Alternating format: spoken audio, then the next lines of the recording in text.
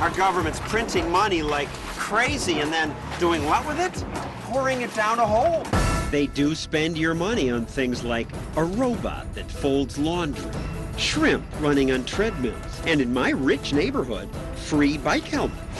It's as if politicians live in a carnival game, trying to grab as much of your money as they can. Ethanol, farm subsidies, foreign aid. At the rate politicians spend, America will soon become like this country. People riot when politicians spend so much that there's almost nothing left. When there's no more money, there's just no more money. She won't convince the union. This is what democracy looks like. The unions elect people who give them money. And if there's any left, these lobbyists want it. Funding for housing counselors. The American Forest Foundation. Solar energy. It's relentless. But politicians who say no get booed. So most don't cut much of anything. We've taken a scalpel to the discretionary budget rather than a machete. But we need to take a machete to the budget. Or maybe one of these, because we don't make really big cuts. You could lose your pension. If they will do it to us, they will do it to you. But America can avoid going broke. Some politicians have shown us how to do it. You let 17,000 workers go. If you can't pay their salaries, what are you going to do? So what's our future going to be? More bloated government? Cuts to the budget so draconian you need a chainsaw to make them? Or smart cuts that bring prosperity? We have choices to make.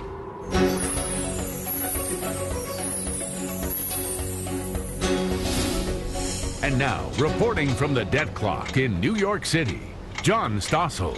Our government keeps spending. You know we're already $14.5 trillion in debt. But you could say, so what? Look around. America's doing pretty well. What's the worst that can happen? Well, this could happen. These violent protests broke out once Greece was so deep in debt that Greece had trouble borrowing more money. The interest rate for Greece is 23%. Veronique Derougy is an economist with the Mercatus Center. She says street riots are just the most visible consequence of a debt crisis. Greece goes on. They still serving the baklava. Yeah, I mean, I don't think Greece goes on. If you want to borrow money for a house, for a car, for anything, the interest rates that you face will be dramatically high. Greece spent so much that by last year they owed more money than their entire economy produced. No wonder they're in trouble. We won't reach that level of debt until, well, oops, pretty soon. We're on a clear track to a Greek-type crisis. The government cannot escape their law of gravity. When there's no more money, there's just no more money. Well, the federal government can escape. The federal government can print money. The federal government can print money up to a certain point. Government has been printing lots of money. Don't you wish you could do this? Of course, if we do it, they put us in jail. But governments are allowed to print money. Trouble is, when they do. That leads to inflation. Because the more dollars you print, the less each one is worth. That happened in Zimbabwe recently. It took 25 million local dollars to equal one American dollar. You had to carry armfuls of cash to go shopping. You've saved money supposedly for your old age to be able to enjoy life or to be able to leave money for your children. Well, that money is going to be worth almost nothing. So printing all this extra money is bad. What are the other options? Well, the government can raise your taxes or cut its spending. Tough choices. Politicians are supposed to make these choices. So what did President Obama do? He appointed a commission. I'm asking them to produce clear recommendations on how to cover the costs of all federal programs by 2015. They recommended $1 trillion in tax increases and $3 trillion in spending cuts. But the president didn't take those recommendations. That bothered even the liberal media. The total debt is $7.2 trillion on top of the $14 trillion we already have. How can you say that we're living within our means? I'm not suggesting that we don't have to do more. In your fiscal commission, you had a majority consensus to do all this. It's now been shelved. The notion that it's been shelved, I think, is incorrect. What was the point of the fiscal commission?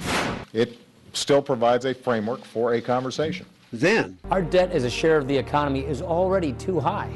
But look at where it's going.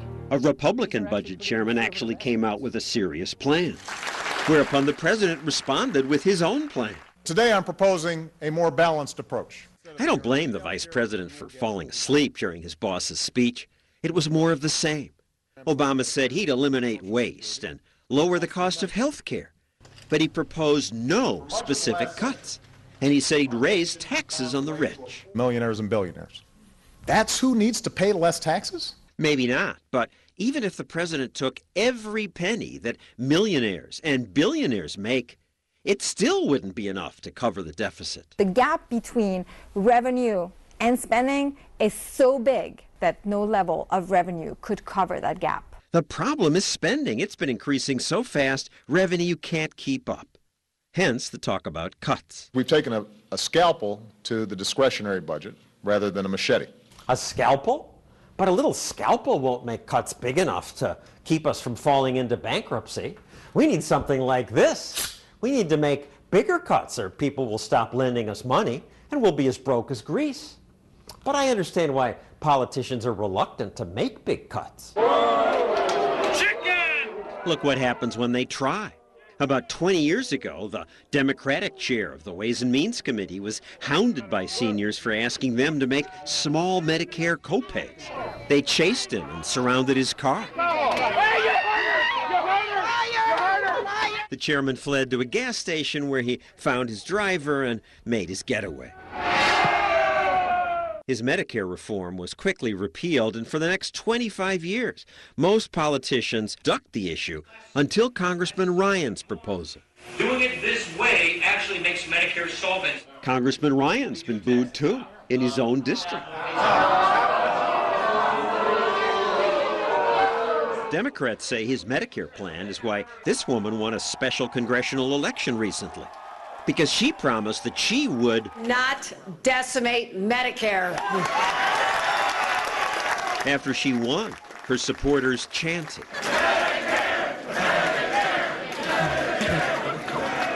Yes, we are all future seniors, that's for sure. The message politicians get is, don't touch our handouts, especially Medicare. In fact, don't cut anything.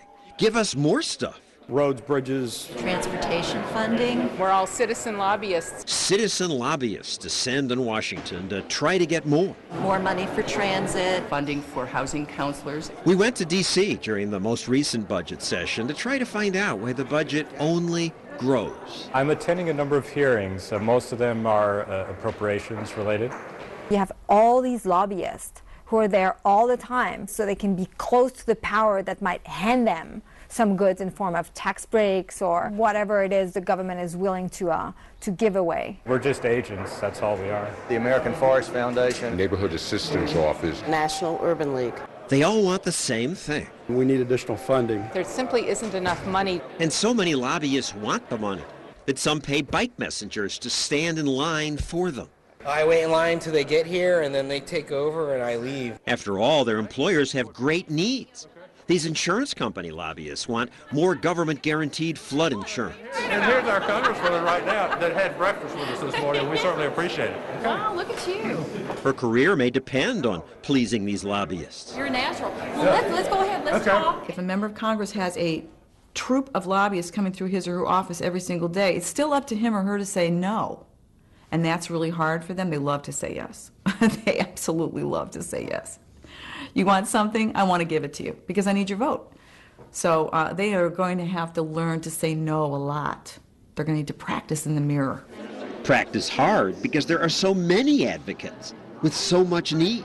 This woman's upset about a governor's cuts. I'm a nurse. I care about people. He is going to make my patients sicker because he will not give me a voice to advocate for them. She even says budget cuts are racist. This is despicable. It's relentless. And people talk about the big lobbyists, you know, the Boeing or Intel or whatever else, and they're here.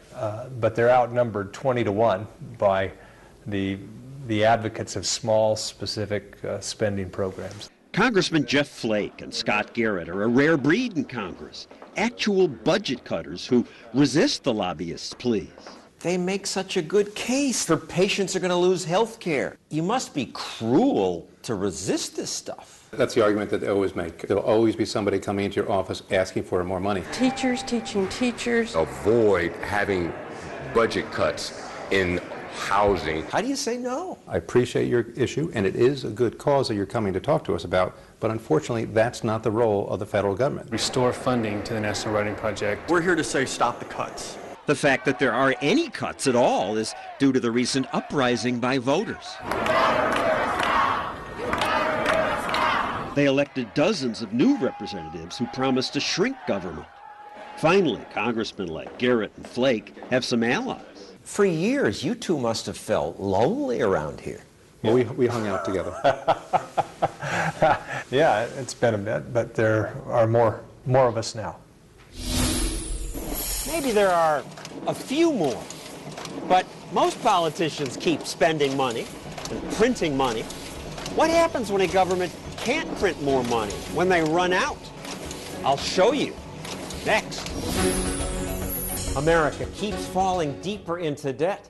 If we don't cut spending soon, we will have to get one of these and make really drastic cuts. Then all of America will be like Pritchard, Alabama.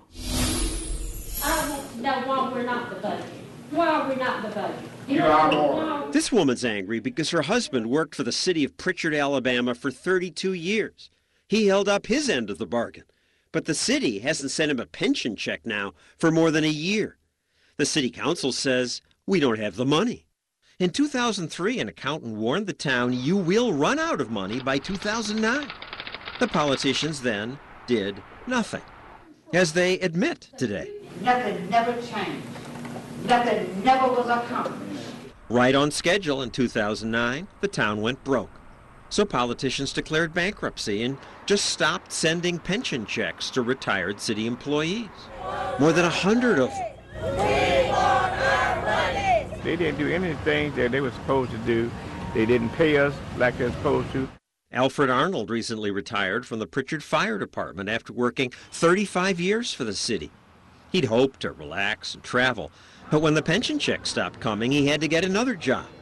Now, at age 66, he's a security guard at the local mall.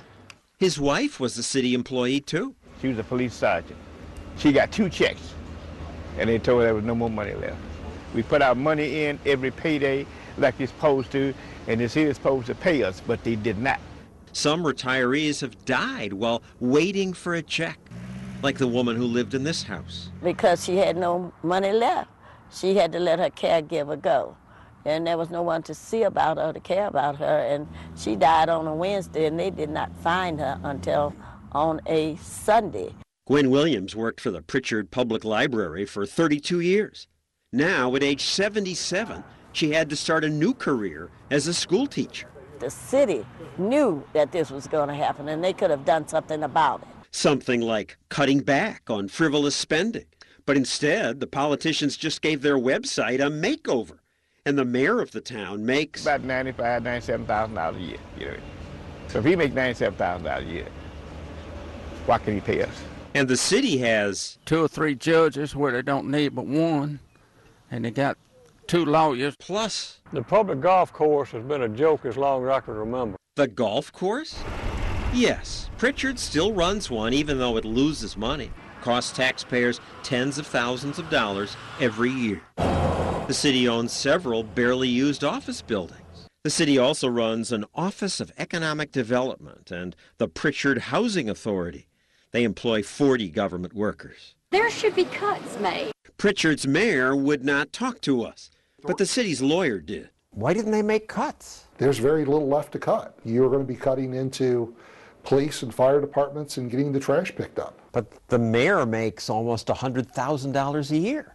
Why not cut that? Well, that's a political decision. The city has a golf course that loses money every year. The website just had a makeover. Isn't that wrong?